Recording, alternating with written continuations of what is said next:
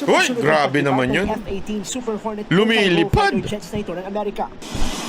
Ilan lang ito sa mga makabagong assets ng US military na bit-bit ng USS Ronald Reagan. Naku! Ang USS Ronald Reagan ang isa sa mga nuclear-powered aircraft carrier ng US. Naku! Nakatakda itong dumaong sa Pilipinas sa mga susunod na araw bilang bahagi ng routine visit. The visit of the Reagan is a symbol of the partnership and the alliance that we have with the Philippines. Tawang-tawa ako dun sa mga ilang mga ilan na kolonyal na mga may pag-iisip. Walang biro Alam mo kung bakit? Yung mga kolonyal na pag-iisip, tuwan-tuwa sila. Uy, pupunta sa atin ng USS Ronald Reagan na at chuchucho. Hindi ba nila alam na yan ay may dalang nuklear? Sabi nga, nuklear na yan Sabi nila tapos tuwan-tuwa na feeling natin naku, grabe, pagtatanggol tayo niyan.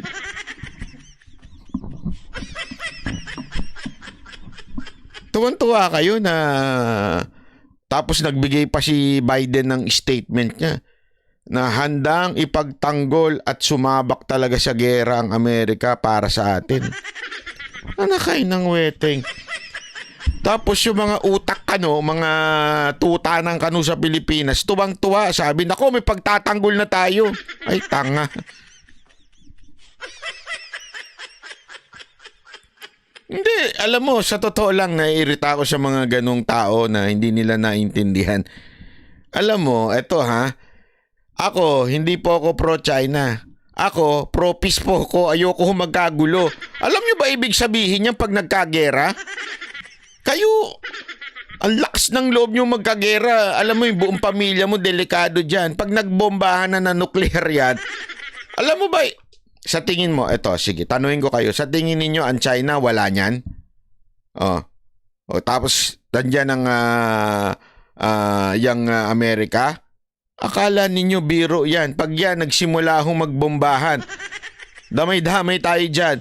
Pinanunood ko yung sa Hamas saka Palestine tsaka yung girian ng Israel at saka ng UN. Hindi ko nalalagay dito kasi may mga may mga graphics na hindi Ang sinasabi ng UN ngayon, humihingi sila ng ceasefire sa Israel. Itigil daw ng Israel yung kanilang pagbobomba sa Gaza. Kasi daw napapahamak na yung mga Palestinong wala namang kinalaman sa pagbobomba ng Hamas. Linawin natin to para lang sa kaalaman natin, yung mga hindi po masyadong pamilyar sa yung Gaza is lugar. Yung Hamas ay grupo ng mga taong medyo mapangahas. Kaya nga Hamas, ahas. Tapos, yung mga Palestino naandun sa Gaza. Okay? Yung mga Hamas nasa Gaza rin. So, ang nangyari, dahil binomba ng itong mga Hamas, itong nasa Israel, so, nag-retaliate ang Israel. Kaya nga, ang sabi ng UN, hindi nyo na dinidepensa ng sarili ninyo, inaatake nyo na kahit daw yung mga walang kinalaman. Tama. Kasi nga, nagtatago yung mga Hamas sa mga inosente. Kaya nga issue, di ba, yung ospital. Bakit daw binobomba ng Israel yung ospital kung saan nandun yung mga bata? Kasi napag-alaman nila through their intelligence na yung mga Hamas nagtatago doon sa ospital at ginagamit yung mga batang panangga. Anong ibig ko sabihin? Ito simple lang. Darating ang panahon sa gera, wala hong napipili. O ikaw ba? Sundalo ka ba? O ikaw ba ay ordinaryong citizen? Di ba? Kahit ano hong gera, laging damay ang mga ordinaryong tao. Lagi ho yan. Kaya pag nagsimula yung sinasabing tuwang-tuwa silang mga tuta ng kano, na tuwang-tuwa sila na, andyan na mga kano, andyan na. Gago ba kayo? Tuwan-tuwa pa talaga kayo Dapat nga, dinadaan sa mabuting usapan. Dinadaan ho yan sa usapan na lang ng Pilipinas at ng China. Sandali, bago tayo magsimulang magkurutan, ano muna tayo? Magkwentuhan muna tayo, pag-usapan muna natin. Di ba? Hindi, tuwan-tuwa tayo. Oh, ayan na, yan ang tagapagtanggol namin. Gunggong pala kayo eh.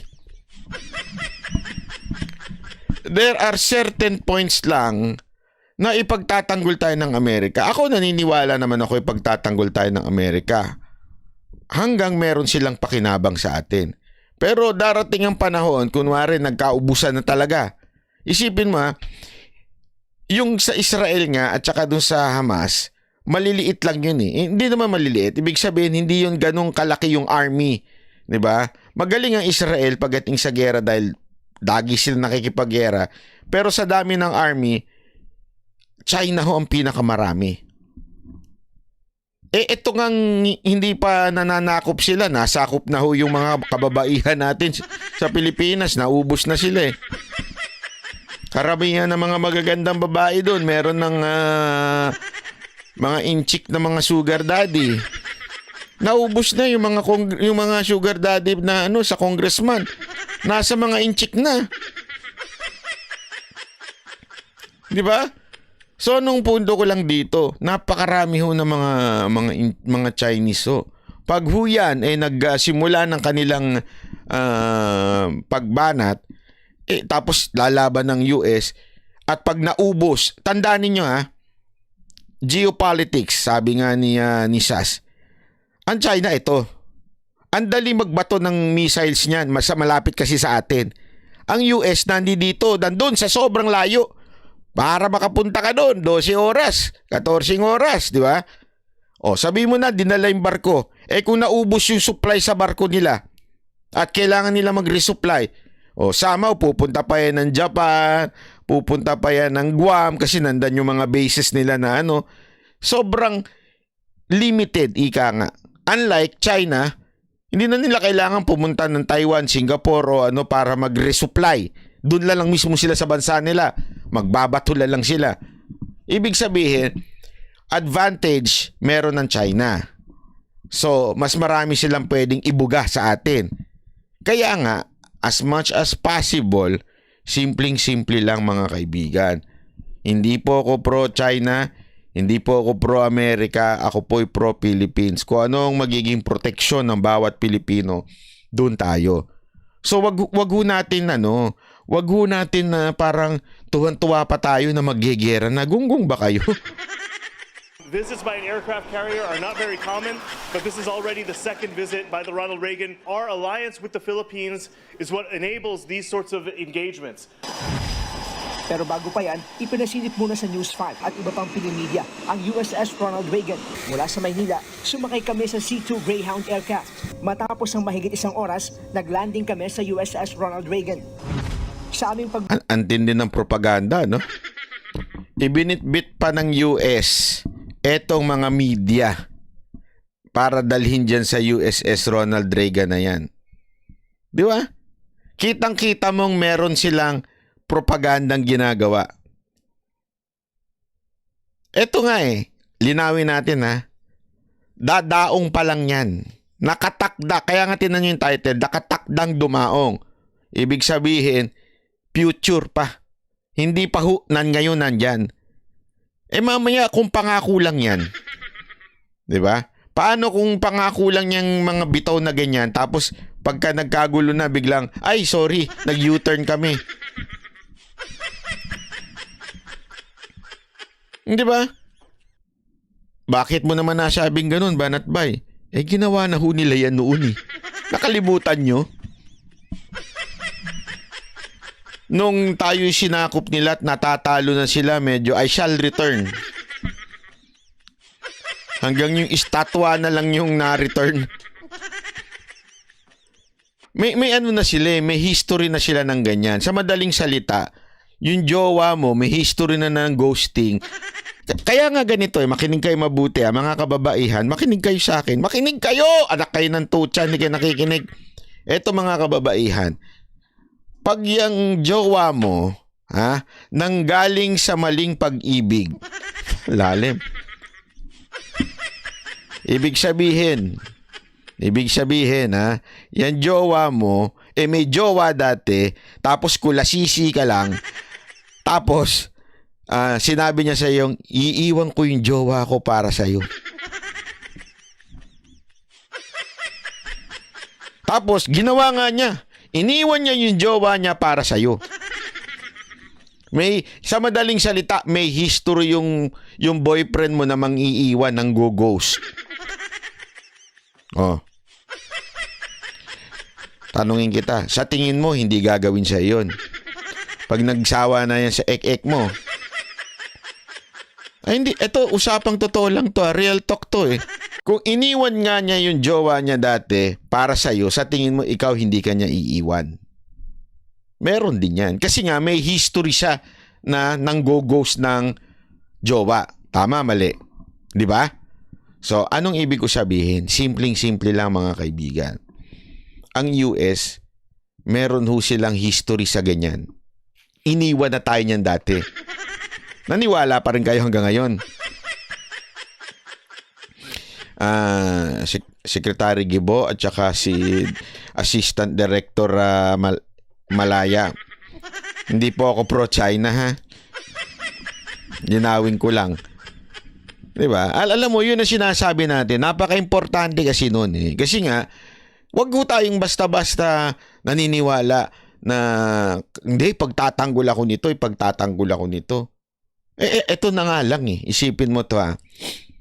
Tayo nga para makapunta doon, napakahirap eh. Kailangan mo magmakaawa at mag-apply. So sabihin mo na, nagkalusuban, nagkagera. Sa tingin mo, aayain tayo nila doon. Ali kayo sa bansa namin, itatago namin kayo, kaya namin kayong suportahan. Maniwala kayo. Hindi ho totoo yan. Wag ho kayong maniniwala sa ganyan. Dahil darating po ang panahon kung ang isang lalaki nang iwan ng jowa para sa'yo, gagawin din siya yan. Diba? Buti na lang talaga ako ang iniwan ng ex.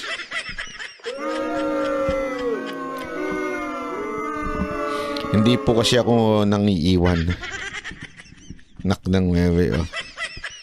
Hindi, yan ang totoo ha. Kaya sana maintindihan natin kasi ginawa na ng US sa atin yan. Wag ho tayo magpapaniwala. Kaya nga, we should learn, alam mo yung ginawa ni PRRD, napaka-importante nun. Yung ginawa ni PRRD noon, 6 years kinaibigan ng China. Okay? Yung Amerika, hindi aalis sa atin yan. Maniwala kayo sa hindi. Kasi nakita na ni Pangulong Duterte, simple lang eh, geopolitics. Ang Amerika, kailangan nila tayo. 'Di ba? Kailangan ng Amerika tayo para sa kanilang interest dito sa Asia. Etong China, hindi tayo kailangan. They can live without us. So, yung priority ng pagmamahal, ika nga, mas ibinigay ni PRRD dito sa China. At habang mapayapa ang relasyon ng China at Pilipinas, ano ginagawa ni Pangulong Duterte? Nagpapalakas siya ng armed forces. Kaya nga, nakikonek siya sa Russia, nakikonek siya kung kani-kanino para lumakas. Okay? At hindi maging dependent. Magkaiba ho kasi yung ginagawa ng Amerika ngayon sa atin. Ang ginagawa ng Amerika sa atin, ginagawa nila tayong dependent sa kanila. Hindi nila tayo pinalalakas. Ginagawa lang tayong dependent. Ibig sabihin, panghabang buhay, we will need them. Etong ginawa ni PRRD, ang sinabi niya, hindi, we will be dependent sa sarili namin. Paano? Palakasin natin ang ating sandata. Tayo, tuwan-tuwa tayo, may EDCA. Tuwan-tuwa tayo, may USS Ronald Reagan. Tuwan-tuwa tayo, nandito yung mga kano. Naintindihan niyo ibig ko sabihin? As simple as that. Ganun ang diskarte ni Pangulong Duterte. Bisita nitong Miyerkules, October 25, nasa Philippine Sea ang barko. Gawing silangan ng Luzon Strait o malapit sa Batanes sa Taiwan. Ang USS Ronald Reagan ang katangi-tanging forward deployed carrier ng US. Ibig sabihin, permanente itong nakadestino sa labas ng Estados Unidos, partikular na sa Yokosuka, Japan. Bago ito bumiyahe palapit ng Pilipinas, nagsagawa pa ito nitong weekend ng flight operations sa South China Sea, bagay na hindi nagustuhan ng Beijing. Sa ulat ng pahayagang Global Times ng China, tinawag na provocation ang isinagawang US aircraft carrier operation. Yan nga yan yung sabi kong iniiwasan. Hindi ko maintindihan at tuwan-tuwa tayo kasi totoo namang provocation yan. Alam mo nang may sigalot doon. 'Di ba? Alam mo nang halimbawa mag-aaway dalawang grupo, dalawang magrarambulang grupo. Alam mo na nga may sigalot, 'di ba? Doon ka pa talaga nagpakita ng lakas. Doon ka ba nagpakita ng hindi, sabi ko nga, ano ba talaga ang purpose? Ang purpose ba maggirahan o ang purpose magkaroon ng kapayapaan? Kasi kung ang purpose natin maggirahan, tama itong ginagawa ng US. Oo, ganun lang kasimple yun. Kung ang purpose ay magkaroon ng gera between China and Philippines, tama ang ginagawa ng US. Pero kung ang purpose magkaroon ng peaceful negotiation, mali itong ginagawa ng US. So ano ba gusto natin mangyari? Peaceful o gulo? Kaya na magdesisyon. Ano ba gusto natin? Away o gulo?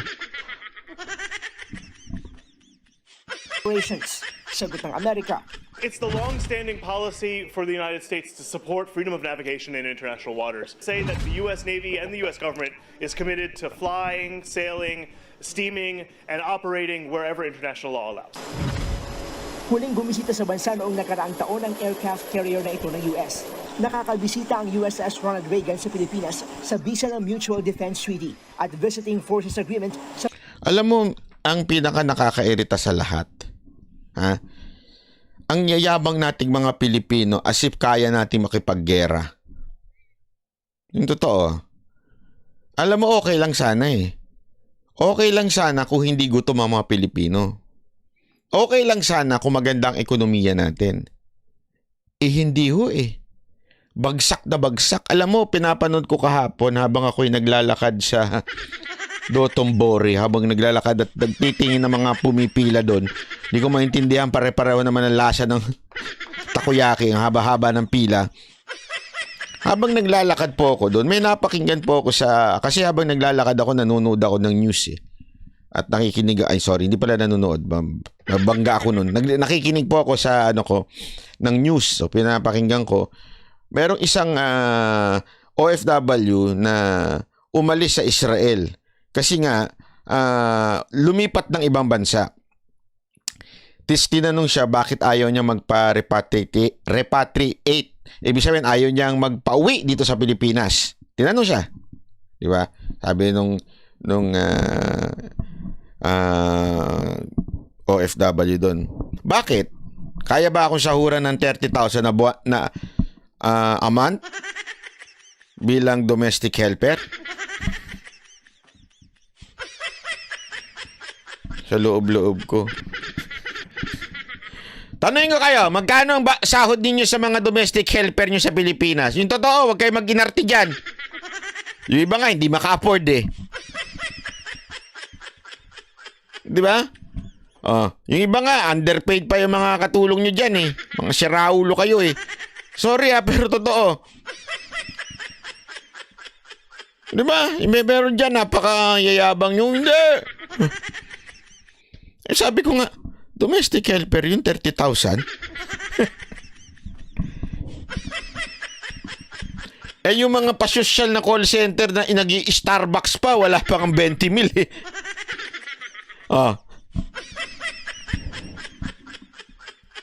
Alam mo, may nakita akong niyan eh. May nakita akong yung listahan ng sahod ng mga Pilipino.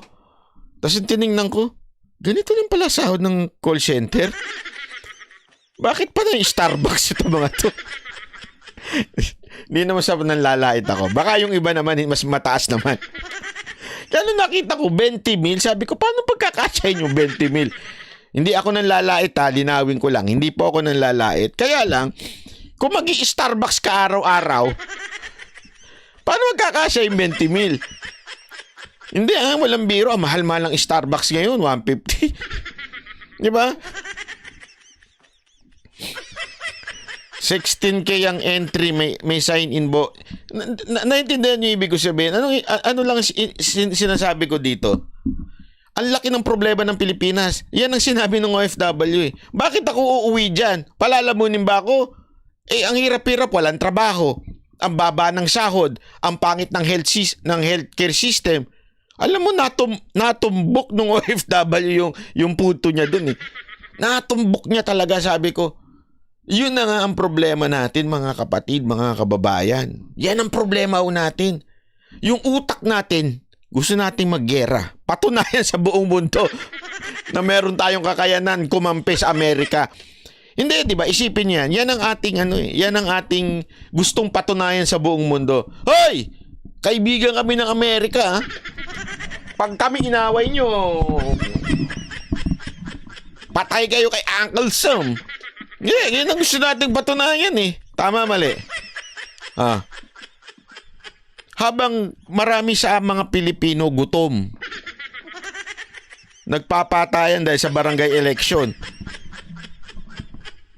And yet, gusto natin ng gera. Gunggong eh, no? Alam niyo kung bakit? Kasi nga, sa gera, may pera. Tandaan niyo yung quotation na yan. Banat ba yan? Sa gera, may pera. Tandaan niyo yan. Hindi lang ho yan sa Pilipinas. Hindi lang ho yan sa Amerika. Kasi sa Amerika, napatunayan na yan eh. Sa bawat gera, may pera sila. Ang...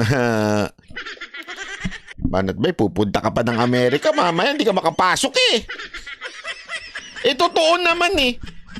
Sa tingin ninyo, bakit gustong-gusto ng dahil nga may pera dyan.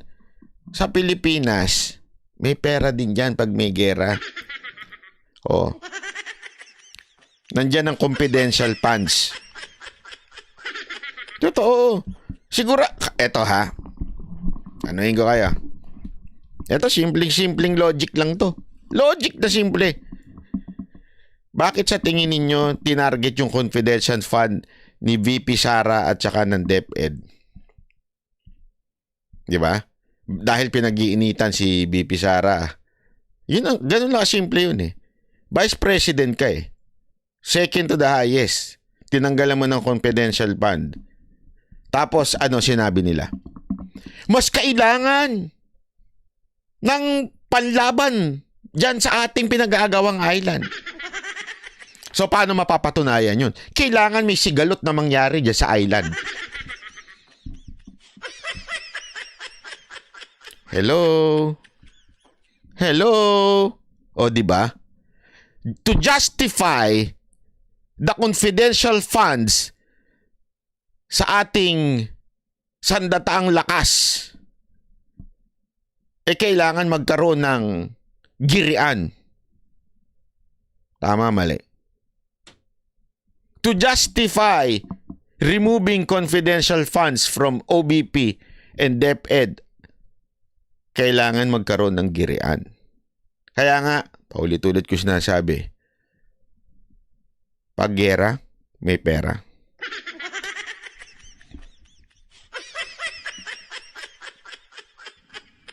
Yun lang kasimple yun. Sa totoo lang. Sabi nga in the last days, people will be lovers of themselves. Darating ang panahon, ang iisipin lagi ng tao sarili nila. People will be more, greedier. Tama ba? Greedier. Hindi pala more greedier. Mas magiging sakim ang tao pagdating ng panahon. Eto na ho yung panahon na yan.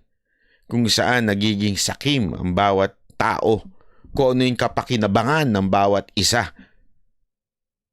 Kailangan protektahan na ang kanilang future.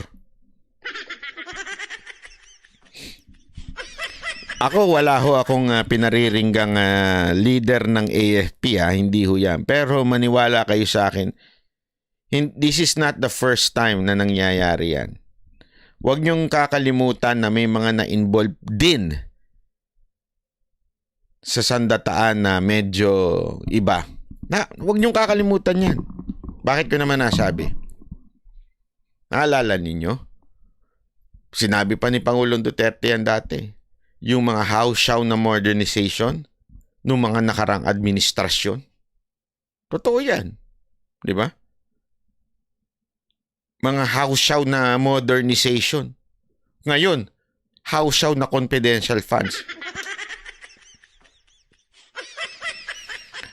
Ano sabi ni Pangulong Duterte? Jing Corpus. Salamat. Ano sabi ni Pangulong Duterte? Bakit kailangan dagdagan ng confidential funds yung Navy at kung ano-ano pang nagdidil dyan sa dagat? Bakit? May susuhulan ba kayong isda? Hoy, punta ka doon ha. Bantayan mo yon, tapos magsumbong ka sa amin pag nandun ang mga incheck. Hindi yan ang sinabi niya.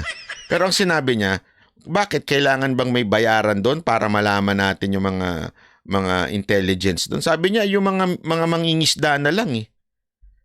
Marami na hong alam yan. Itanong mo sa kanila, magsusumbong naman sa iyan kahit walang pera na kasama. Bakit kailangan natin dagdagan? Galing kay PRRD yan ha. Dating presidenteng malapit sa mga sundalo at mga pulis. Alam niya ang tunay na nangyayari dyan at ano ang kailangan. So yung paglipat ng confidential funds, pautot na pautot yan.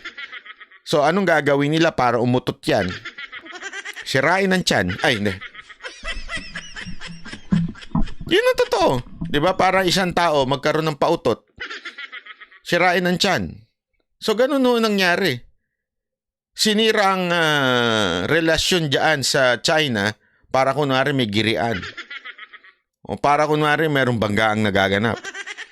O ano, kailangan natin dagdagan ng pera yan to justify that they need more money. Tama, mali.